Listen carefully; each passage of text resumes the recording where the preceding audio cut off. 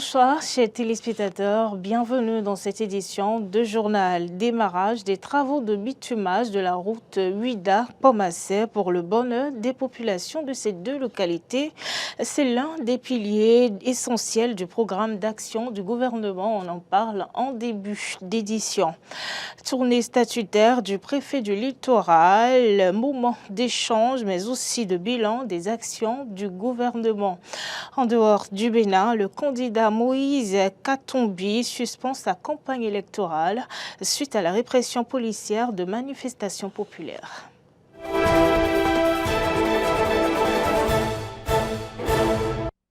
Merci, Madame, Monsieur, d'avoir pris le rendez-vous de l'information sur votre chaîne de télévision Eden TV. La route Ouida-Pomassé sera bientôt aménagée et bitumée pour le bonheur des populations de ces deux localités.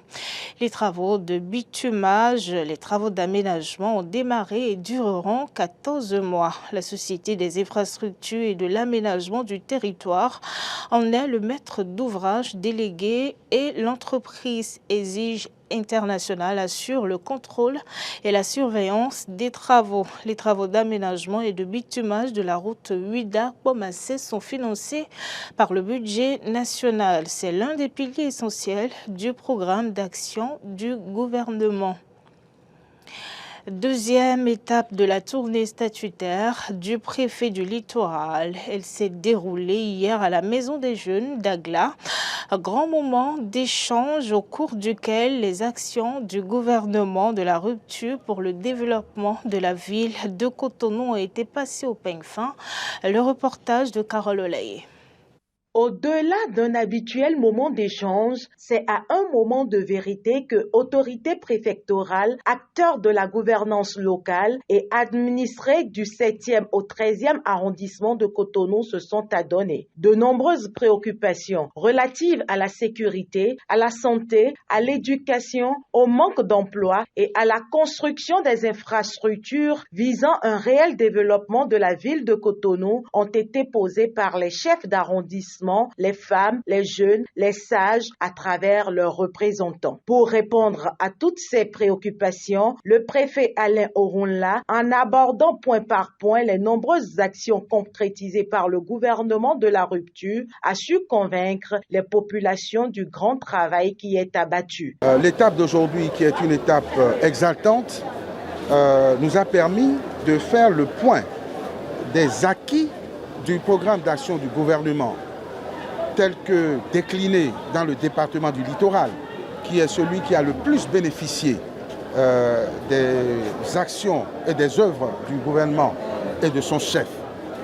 Donc l'occasion de ce jour nous a permis, avec nos concitoyens, de faire ce constat, de prendre rendez-vous pour consolider, pérenniser ces acquis pour en avoir davantage. C'est notre manière d'encourager le président de la République et le gouvernement à continuer leurs efforts et leurs sacrifices pour le bien-être des Béninois et des Béninoises, des Cotonoises et des Cotonois en général, des efforts que nous faisons pour préserver et de la stratégie qui a permis au gouvernement de parvenir à un si brillant résultat en peu de temps, à savoir la méthode, la détermination, l'ambition, la discipline, que nous insufflons à nos administrés, à nos compatriotes, afin qu'ils méritent davantage et qu'ils aident aussi la municipalité qui a des moyens, qui peut en avoir davantage, de prendre le relais. Un bilan élogieux au vu des nombreuses actions déjà menées et en cours de réalisation pour définitivement épargner la ville de Cotonou des affres de l'inondation. Toutefois, s'il est salué, des attentes restent à combler. Nous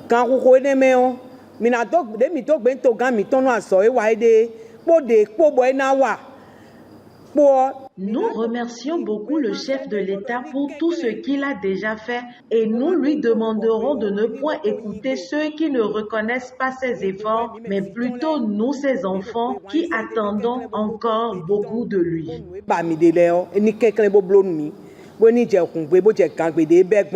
voudrais également saisir cette solennelle occasion pour remercier du Du fond du cœur, le président Patrice Talon et les membres de son gouvernement pour les nombreux projets réalisés et en cours de réalisation dans notre arrondissement.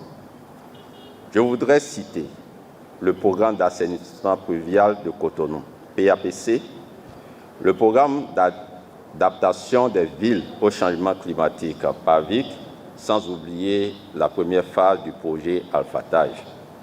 Cette visite statutaire annuelle du préfet Alain Oronla est placée sous le sceau du sursaut patriotique, raison pour laquelle ce dernier a invité les populations et leurs dirigeants au niveau local à promouvoir les valeurs telles que la morale, le travail bien fait, le dévouement et l'intégrité.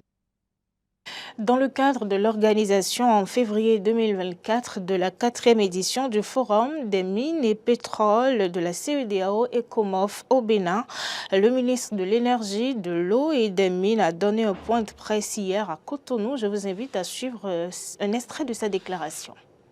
Alors, c'est un honneur pour nous d'accueillir cet événement. Ce n'est pas le premier, mais c'est la première fois que le Bénin accueille un événement de la CEDEAO de cette dimension. Les mines et le pétrole. En cette période où la COP est en train de conclure, beaucoup nous demanderont pourquoi encore le pétrole. Bien sûr, la position de l'Afrique a été clairement annoncée donc, à la communauté internationale et je peux vous annoncer que l'honneur a été fait au Bénin. C'est ma signature qui a été portée par toute l'Afrique pour dire clairement l'Afrique ira à la transition, mais à sa manière. L'énergie. Pour l'Afrique, l'énergie est une nécessité de vie et une nécessité pour le développement. Donc on ne saurait aller à la transition énergétique comme les autres pays, les plus gros pollueurs. Et quand on sait que notre continent tout entier pollue à peine 4%, nous sommes en droit aujourd'hui, sans réparation de la part des pollueurs, nous aussi d'aller chercher les moyens, mais de façon beaucoup plus intelligente pour réellement développer notre continent. Combien de nos compatriotes aujourd'hui en Afrique n'ont pas accès à l'énergie? C'est plus de 60% de l'Afrique, y compris l'Afrique du Sud et tous les autres pays du Maghreb. C'est plus de 60% de nos compatriotes qui n'ont pas encore accès à l'énergie. Imaginez ce que ça veut dire quand on est pratiquement 1,5 milliard. Imaginez, et sans ça, vous savez qu'on ne peut rien faire de potable. Et même ces pays en Afrique subsaharienne qui aujourd'hui, même les zones qui sont couvertes, est-ce que nous avons la qualité qu'il faut? Non. Ni en quantité, ni en qualité. Donc on ne saurait contraindre l'Afrique à aller au même rythme que les pollueurs. Nous sommes conscients que nous habitons tous sur la même planète. Nous sommes conscients aujourd'hui que les affres, les changements climatiques n'épargnent aucun pays, aucune zone de la planète, mais nous avons cette obligation de pouvoir donc exploiter de façon responsable les ressources dont nos pays, notre continent, sont dotés pour pouvoir donc amorcer ce développement pour le bien-être de nos compatriotes. Donc ce forum, cette 4e édition arrive à point nommé où les panélistes, les experts du monde entier nous allons les inviter en collaboration avec la CEDEAO, les autres ministres et les autres organisations, nous allons inviter tous les experts du secteur pétrolier, du secteur minier, pour qu'on échange sur l'avenir de l'Afrique, sur l'avenir du secteur pétrolier en Afrique, sur l'extraction, sur l'extraction de nos ressources minérales, quand on sait que la plupart de nos pays regorgent de ressources minières stratégiques. Et même notre pays en regorge aujourd'hui. La faculté des arts, lettres et sciences humaines Flash de l'université de Parakou a organisé 48 heures durant la première édition du Salon des métiers. Une rencontre placée sous le thème formation, employabilité et développement, le grand challenge du partenariat entre l'université et le monde professionnel. Les travaux se sont déroulés à l'Amphimile de l'université. Clémence Tonoukan y était. Voici son compte rendu. La première édition du Salon des métiers de la Faculté des Lettres, Arts et Sciences Humaines Flash de l'Université de Parakou se veut une rencontre entre différents acteurs du monde académique, du monde des entreprises et celui professionnel. Objectif, faciliter l'insertion des jeunes diplômés et orienter les étudiants de cette entité. Cette rencontre s'avère à nos yeux une rencontre de vérité et de réflexion qui vise à permettre aux étudiants de découvrir le monde professionnel et ses actrices et acteurs, à créer un échange pour aider les futurs diplômés de la Flash à découvrir leur vocation et, le cas échéant, à construire leur projet professionnel. L'événement est placé sous le haut parrainage de l'honorable Claudine Afiavi Prudencio, présidente de la Fondation Omolara Prudencio, qui s'est faite représenter pour des raisons d'agenda. Son représentant Jules Léandre Kitty était porteur de plusieurs messages. La présidente de la Fondation Omolara Prudencio me charge donc de dire, du haut de cette tribune, que notre investissement collectif dans l'éducation des enfants et l'encadrement rigoureux de nos filles ne doivent pas être négociables dans nos réflexes quotidiens. Pour la présidente de la Fondation Omolara Prudencio, il faut œuvrer à tout prix pour préserver la vie de nos enfants, surtout les filles. L'autre message qui tient à cœur à la présidente, c'est d'exhorter tous les décideurs, les chefs d'entreprise, à faire chaque jour un peu plus pour offrir des opportunités d'emploi aux jeunes. Malgré son absence, aucun des intervenants n'a taré de mots pour vanter les mérites de cette Amazone des temps modernes. Claudine Afiavi Prudencio, une femme de grande valeur, qui s'illustre par sa grande efficacité dans la discrétion. Bien qu'absente, elle a suivi toutes les étapes des préparatifs de ce salon, parce qu'accordant du prix à tout ce qui touche à la jeunesse. Une passionnée achevée de la lutte pour la bonne éducation des jeunes, de la recherche, de la création et de l'offre d'opportunités d'emploi au profit de la jeunesse. Elle y consacre son leadership fort, son énergie, son temps, ses ressources. Oui, femme leader, opératrice économique, experte internationale, elle est formatrice et mentor pour beaucoup de jeunes femmes ici au Bénin et à l'international. Femme engagée dans tout ce qui est action de développement. Nous pouvons garder d'elle 200 d'intérêt. Un engagement pour tout ce qui est autonomisation de la femme et de l'enfant, et un autre centre d'intérêt, une femme engagée dans l'éducation. Le recteur de l'Université de Parakou, représentant la ministre de l'Enseignement supérieur et de la Recherche scientifique, un bon père de famille, a prodigué aux étudiants quelques conseils. Si j'ai un conseil à vous donner, chers étudiants, c'est de vous demander de cultiver la curiosité, l'adaptabilité et la persévérance. Saisissez donc chaque opportunité qui s'offre à vous pour acquérir de nouvelles compétences afin d'élargir vos horizons. Pour ma part, l'événement de ce jour est pour vous, étudiants bien sûr, une belle occasion d'apprentissage et d'inspiration. Et je vous encourage vivement à accorder une attention particulière aux expériences qui seront partagées par de précieux alumni, car je veux bien croire que les exemples concrets qu'ils vous donneront vont alimenter votre réflexion quant à votre propre avenir professionnel.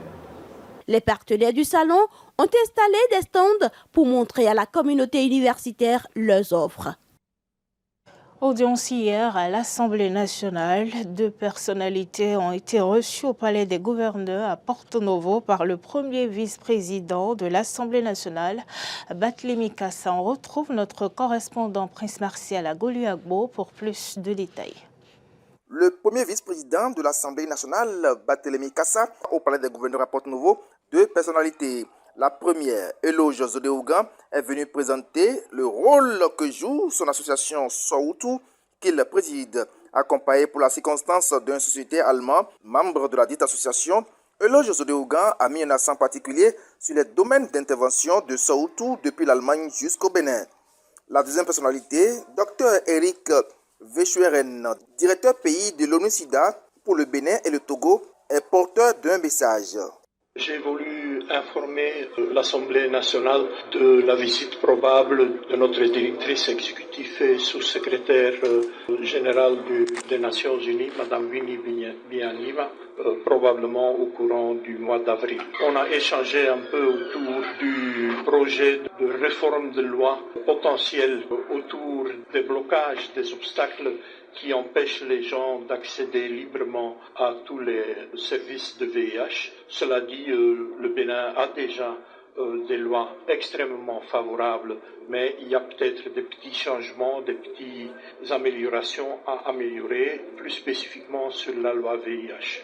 Et donc, sa réponse était favorable. C'est un travail qui sera conjointement entre le ministère de la Santé, l'Assemblée nationale et avec l'appui donc de l'ONU-SIDA et de la société civile. Rendez-vous en avril prochain pour réserver un accueil chaleureux à la directrice exécutive et sous-secrétaire générale des Nations Unies, Winnie Byanyima. Prince Marcel Agoliabo depuis Porte-Novo pour Eden TV.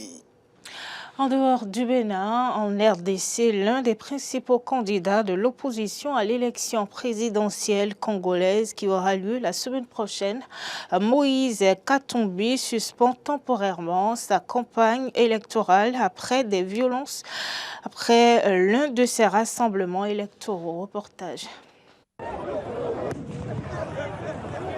Des balles réelles ont été tirées et plusieurs personnes ont été blessées alors que Katumbi s'adressait à ses partisans dans la ville de Moanda. Le gouvernement provincial a déclaré dans un communiqué que les gardes de Katumbi avaient tiré des coups de semonce après que la foule se soit agitée, attisant la tension et les bousculades. Plusieurs personnes ont été blessées, dont un policier, et des enquêtes sur l'incident sont en cours. Selon le candidat qui se trouve en 3e position dans les sondages, ces incidents ont été programmés.